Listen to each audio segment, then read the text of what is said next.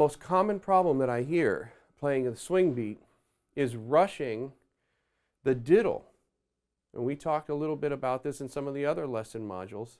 And when you rush the diddle, meaning the two notes with one hand, one trip, we're going 1, 2 trip, let 3, that's a diddle with one hand. It's easy to rush that. When you rush that, beats 3 and beats 1 get rushed. And this is what it ends up sounding like with your quarter note pulse. 1, 2, 3, 4, 1, 2, 3, 4, 1, 2, 3, 4, 1, 2, 3, 4, 1.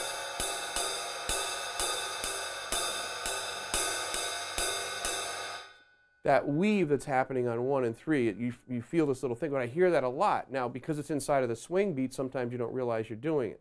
So let me just show you. I'll play it correctly, and then incorrectly, and incorrectly again. A 1, 2, focused on the quarter note.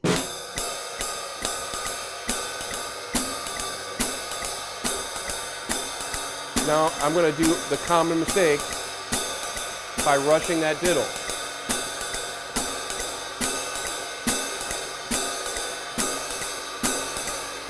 Hear how 1 and 3 is rushed? 1, 2, 1, 2, 3, 4, 1, 2, 3, 4, 1, 2, 3, 4, 1, 2, 3, 4, 1, 2, 3, 4, 1. And you feel this weave. You feel this weave in it when you're doing it. And the bass players try to play quarter notes along with that weave, and it's feeling like this, and the listener and everybody. So that's when it starts to feel unstable, and the swing isn't there. You got to get that quarter note pulled out of there. So this is the foundation of playing this style. When we move to playing a lot of independent studies, playing figures with the right or the snare drum hand and the bass drum foot and even the hi-hat foot, and continuing to play this jazz ride cymbal beat, we have to be foundationalized in there, because those are going to be really easy times for us to rush and drag and do different things inside of that beat and not keep the time real steady. Because the time is more implied when you're playing a swing beat than it is with a rock beat, it's very stated in rock. Boom, bam, boom, boom, bam, 1, 2, 3, 4. This is a little bit lighter, more implied version of time that we're playing in the swing beat. Again, let's talk about the mix. With the bass drum, we're going to do a couple different things. You really have 3 choices. 1, you can play a 2-beat swing, which would mean you would want to feather the bass drum very lightly on 1 and 3 with the bass. Boom, boom, boom, chick, boom, chick. You can play a 4 swing and feather it on all 4 quarter notes. Ga-doom, doom, doom, doom, doom, doom, doom, doom. Now I do that more maybe for a big band swing when you want to feel a little bit heavier beat.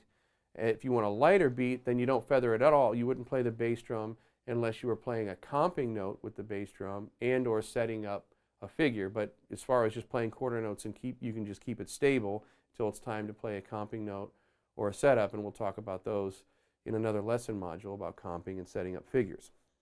So let me give you the 3 examples of what the bass drum is going to do inside of the swing beat. 1, I'll play the 2-beat version, then the 4, and then let it rest and maybe play a couple comping figures. Now the key here is to feather the drum. You're going to notice when I'm not playing the quarter notes and I just lay stable, the whole beat has a different feel to it. It has no bottom and support. And that's okay, because I want to play real light, but understand that you can support the bottom or not support it by feathering the bass drum. A 1, 2, a 1, 2, 3, 4.